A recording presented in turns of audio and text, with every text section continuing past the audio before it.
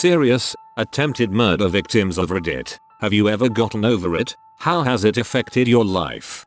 Over it. It happened a couple times in my teenage years, thanks to my mom's terrible taste in significant others. But I must clarify that things never got out of hand. As in, I knew something was about to happen, and figured out quickly enough that I was about to be stabbed or shot or burned alive in order to escape the situations. Had the guy actually been able to attempt those murders, well, either I would have died or the experience likely would have scarred me for life, depending on what actually happened, I suppose. What has affected me more and what I remember more vividly are the endless nights that I sat at the top of the stairs with a knife in my hand, waiting, instead of sleeping or doing my homework because of my fear that he'd be coming back. But today, I feel like that was someone else's life. When I replay it in my head, it's like a movie about some teenage girl, not me. I moved abroad, happily married an amazing dude, and my life is pretty normal. Plus, I consider myself a fairly perceptive person now and a good judge of character. I can usually figure out rather quickly whether or not someone has ill intentions. I spent most of my childhood on edge and desperately reading the body language and faces of people around me because I was constantly surrounded by volatile people. It's a shame you can't put that on a resume. I don't know if this counts as attempted murder, but when I was in high school I was almost killed when a suitor of my then girlfriend plus 7 of his friends brutally clubbed and punched me to near death after our end of class party as I was walking home with 2 of my friends. I still feel the 7 stitches under my lips that was required to fix it. I also broke a bone near my scapula because I was hit multiple times with baseball bats. Even the doctors were surprised that I survived that incident because most of the hits were in my head and back. Thanks for the 40-ish guy that stopped them immediately when he walked past the park where I was ganged up. My 2 friends, being the pussies they are, just watched me get beaten to almost death. I don't blame them though, considering the number of kids with those bats would probably kill us 3 if no one will stop them. I didn't actually know about the guy who has been hitting on my ex for about 1 month until after the incident, but he's a freaking gang leader in our town and he's too desperate for my ex. As far as I know, those 8 kids, grown-up guys,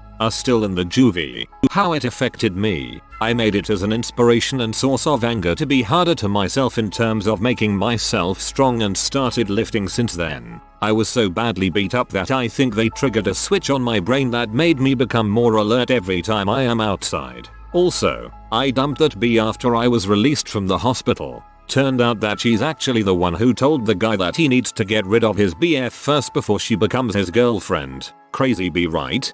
If it was found out that she was the one who ordered it by telling him, if I recall correctly, that is actually a form of attempted murder and possibly hiring a hitman. I haven't gotten over it, and I probably never will. The memories never fade, but the burning hatred might. It has changed my life somewhat. I've grown resentful and angry, mostly because no one seems to be able to understand what I went through. But he's your brother, your family, not anymore. Comments like that hurt me deeply. People seem to think that family ties are more important than your safety, sanity and, ultimately, your life. On the bright side, it has caused me to redefine what family is and what it should mean to me. Family isn't genetics, it's the people you care about, not the ones trying to strangle you to death. I'll dang well bury that axe when I want to, and it'll be in his head, because that's what he tried to do to me.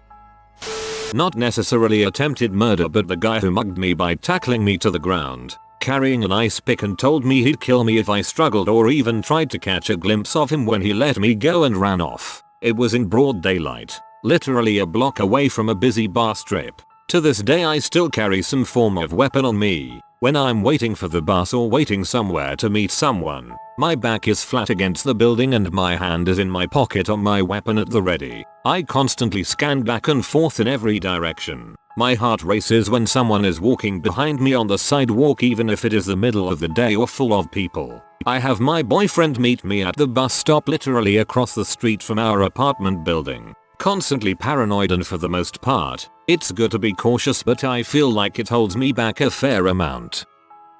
I wasn't the victim and my intention was never to kill, but I so very nearly did. The thing that worries me is that I don't feel guilty and would probably do the same thing again under the same circumstances. My girlfriend was debauched by two guys. She had known them for years, even lived with one of them. After a house party, the housemate tried it on with her and she turned him down. She laughed it off and went to bed. 10 minutes later, the two of them burst into her room, hold her down and take turns. By the look of her later on, she must have put up one heck of a fight, but they beat her down and carried on, then left her lying there. She's only 5 feet. I get woken up by a phone call from her mum the next morning. She's taken my Jeef to the hospital. Can I make it there? Of course yes. I was panicking, not knowing what was going on, and had to wait to see her. When I finally found out, I'm not sure if you can imagine how angry I was. I ran straight to my car, got in and hunted them down. They weren't together anymore, which made it easier to beat the suckers so hard that one of them will never walk again and the other lost sight in his right eye. I don't know what made me stop.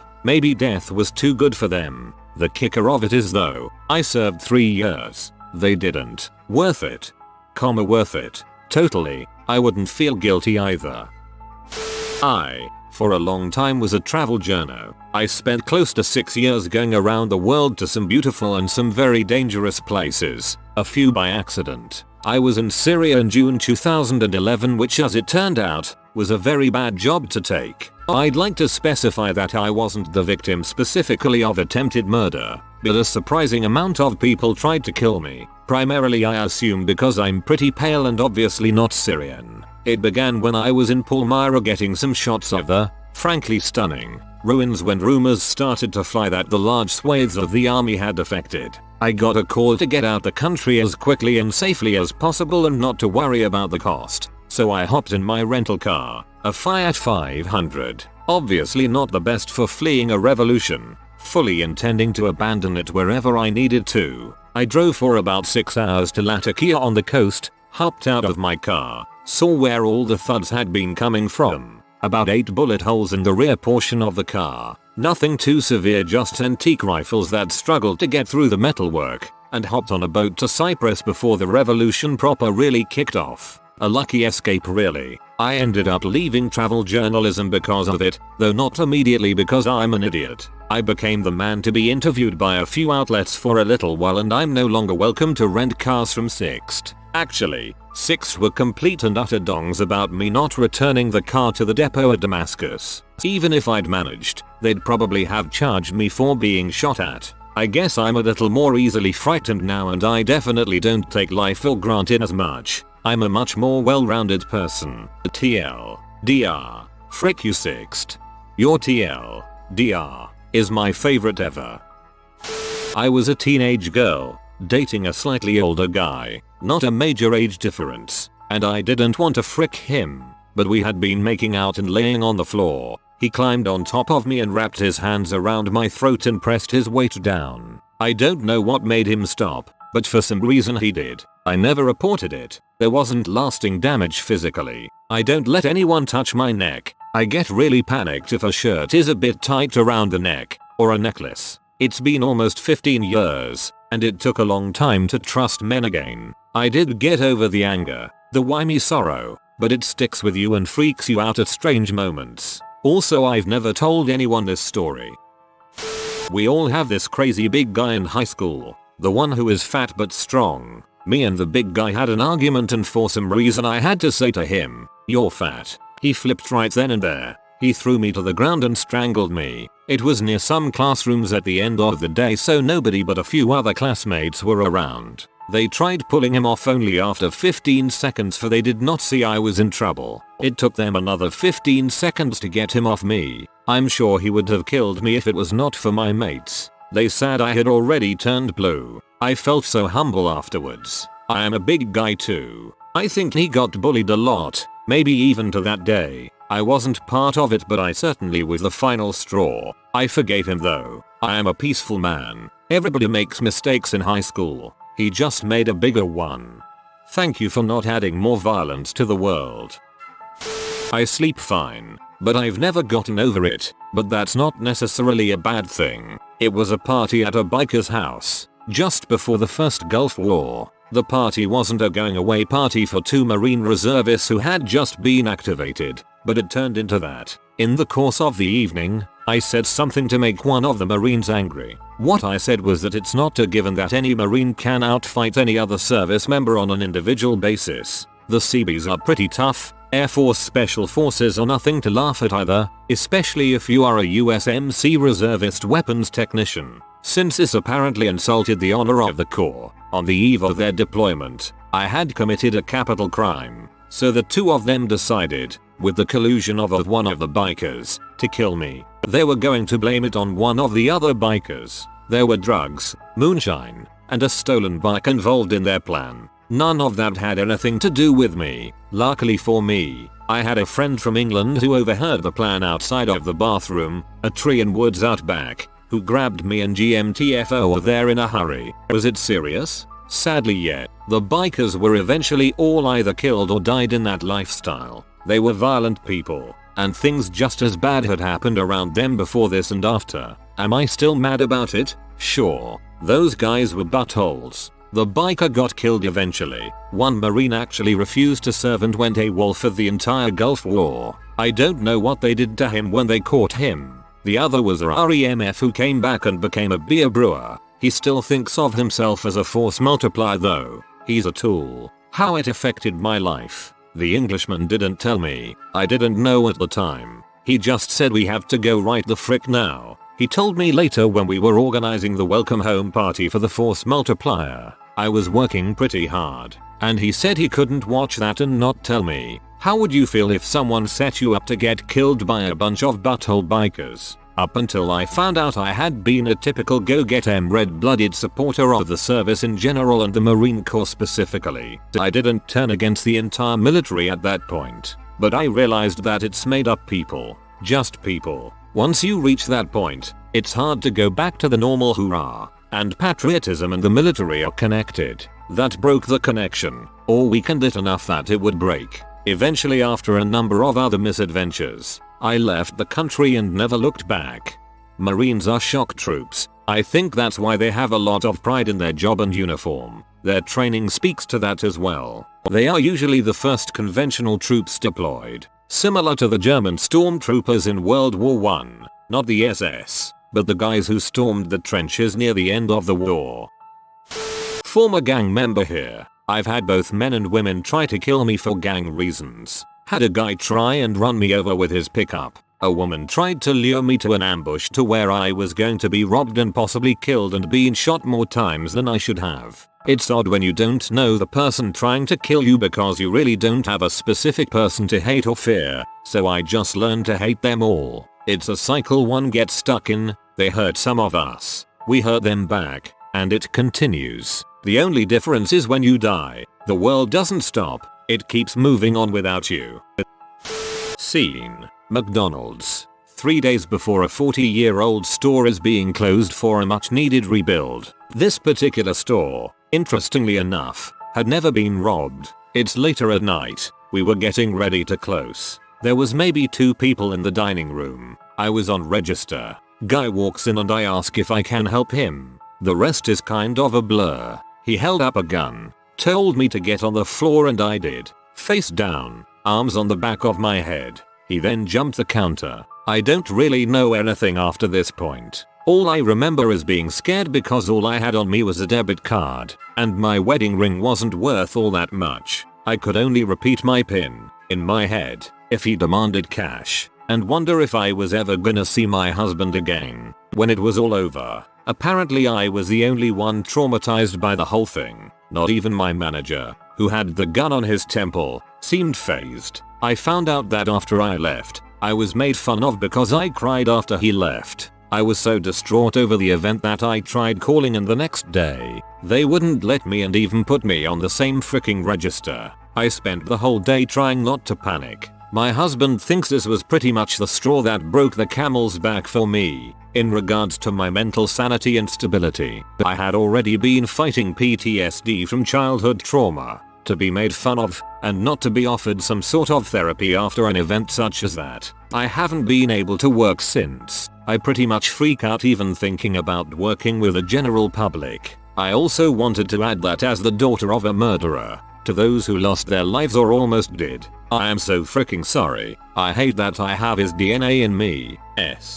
You shouldn't be apologizing for something one of your parents did. DNA might link you biologically, but shouldn't put you responsible for any of their immoral nonsense. I've never been in a situation such as yourself, so my words hold no weight, but I believe your reaction is the more normal one, at least for people who have someone to live for at the time. My roommate back in the day was an undiagnosed schizophrenic person. After smoking dope for a good 10 days straight, he started to be increasingly paranoid and delusional. Started to talk about how Jews were ruling the world, but if you channeled your inner Jew you would get money and fame. Followed by talking 10 minutes straight about One Piece, an anime, and then saying how Lord of the Ring mythos indicate that only Christian men should have the right to have women. I politely asked him if needed help. Fatal mistake, as he looked at me, removed his shirt and said that I was stealing his coat. I was wearing my coat inside the house the whole time. He then suddenly tackled me and then turned around like a wild animal. His hand reached for the kitchen knives. They were held to the wall on a magnetic strip. He managed to grab one, but before he could do anything I just jumped on him and punched him in the balls, and then punched him a good 6-7 times as hard as I could in the face. I then ran outside and called the cops. They found him naked sitting on a chair in the kitchen talking to the window and brought him to the hospital. I did not do any complain. That way he did not have a criminal file on him for a mental illness, managed to contact his family, explained the situation. They are taking care of him now. How did that affect me? Well, I have learned many lessons out of this. First, never trust the police to be able to be professional people. I was lucky there was 3 cops on the crime scene and only one of them was a C. He said, and I am not joking word for word, maybe he was gay and he tried to harm you because he could not be with you. We had a case like that 2 weeks ago not far from here. Second, I have now developed an intense fear of mentally ill people. You know that crazy homeless guy that talked to himself? That one that everyone try extra hard to ignore? I don't ignore him. I look at every motion he make and I am always ready to fight back. My cousin's ex-boyfriend was stalking her after she dumped him. I moved to the same area in which she lived because of a change in my job. She invited me to stay with her until I got settled into my own place. Not long afterwards, her crazy ex-boyfriend, assuming I was the new boyfriend, jumped me from behind as I came home one night and slit my throat. To make a long story short, I left him a quadriplegic, and he spent the rest of his life suing me over and over. Did it affect my life? Heck yeah. Pretty much left me broke and in debt up to my eyes. Beyond that, I don't like strangers touching me. I really don't like strangers touching me. I'll warn somebody a couple times to keep their hands off me and then I get angry about it. Also, I can't tolerate people behind me. At restaurants and such, I'm only comfortable if I can sit with my back to a wall. I don't like crowds. I'm pretty much always hyper aware, constantly checking my surroundings, looking for people that could be a threat. I've been told by my ex-wife, an RN, my cousin, a neurologist, and my uncle, a psychiatrist, as well as several well-informed if unqualified laymen, that I almost certainly have PTSD and that I should see a therapist about this. I'm pretty apathetic about that. All the therapy in the world doesn't change the fact that there are fricked up people out there that do crazy crap that can turn your world upside down in an instant. Frankly, I'd rather be hyper aware and on the alert for that crap than well adjusted and oblivious to it. Ended up with PTSD. I think about death all the time. Certain things like cars driving slowly by, criminal looking people, fireworks and violent scenes sometimes can cause me to have a panic attack. It's hard to tell some people you have PTSD cause it makes you feel abnormal and crazy. One of my best friends and I were shot at around 12 times from 10 feet away. He died in the shooting and 3 others were shot as well prior to them coming up to us. Not yet. It's been over 10 years and the progress is slow. However, while I was still debating about tracking the dude down and returning the favor 3 years ago, nowadays I don't really think about it anymore. It may have something to do with being in a stable relationship which has sapped most of the anger in me. Still, can't say what I'll do if I see the guy in the street by chance. I hope that doesn't happen. And I suppose he's already very much dead since his life was not going in a good direction when I encountered him. Oh well. These days I just arm our apartment. All the kitchen knives are handy on a magnet on the wall. I have a hatchet and a few knives in the hobby room. a few knives in the bedroom in my bedside drawer, 2 different length bokkens by the door. I'd really like to have a gun, but that won't be feasible when we get kids in a few years or so. I'll never be able to trust children enough to leave a loaded or even assembled weapon somewhere where they can get to it without supervision. Knowing how freaking sneaky I was with everything when I was small,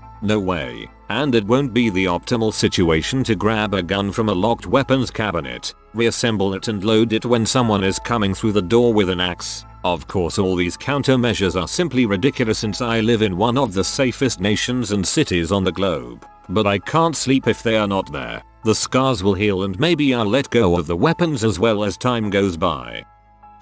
It was my first day working in the box office of a movie theater selling tickets when I was robbed at gunpoint. I was 16. The gun was about a foot away from my chest as I backed up against the wall behind me. He demanded money and I opened up the till. He reached in through the tiny glass opening, but the little flip levers were getting in the way and he could only grab a few bills at a time. He stuck the gun through the little window again and I remember vividly thinking I was dead. It wasn't scary. I was completely calm. I wasn't afraid of death.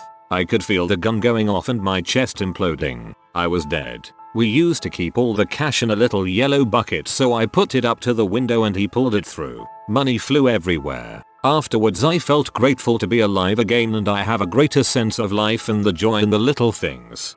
I'm glad you're okay now. Surviving something like that really is an incomparable feeling. Make the most of your good fortune.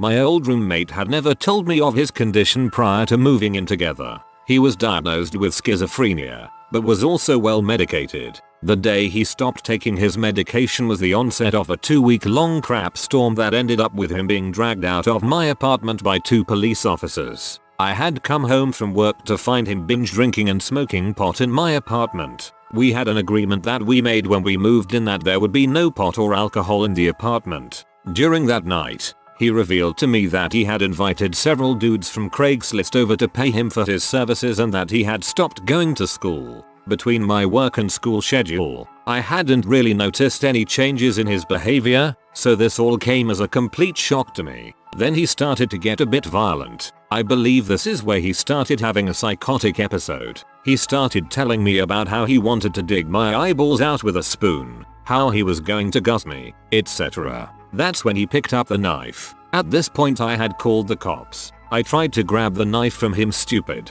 Do not attempt. But he swung it at me when I got close to him. I stayed on the phone with the dispatcher until the cops came. When I let them in, my roommate tried to attack one of the officers with the knife. After a brief scuffle, they managed to detain him and carry him out. I've left parts of the events out because there were a few times during the 2 weeks that were too much for me to talk about here. I hope my old roommate got the mental health help that he definitely needed.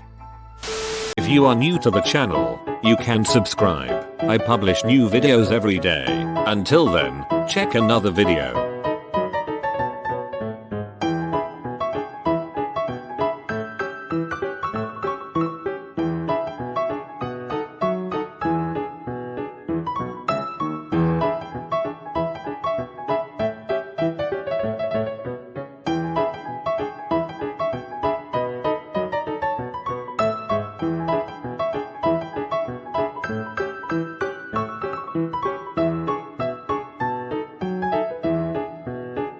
Bye for now.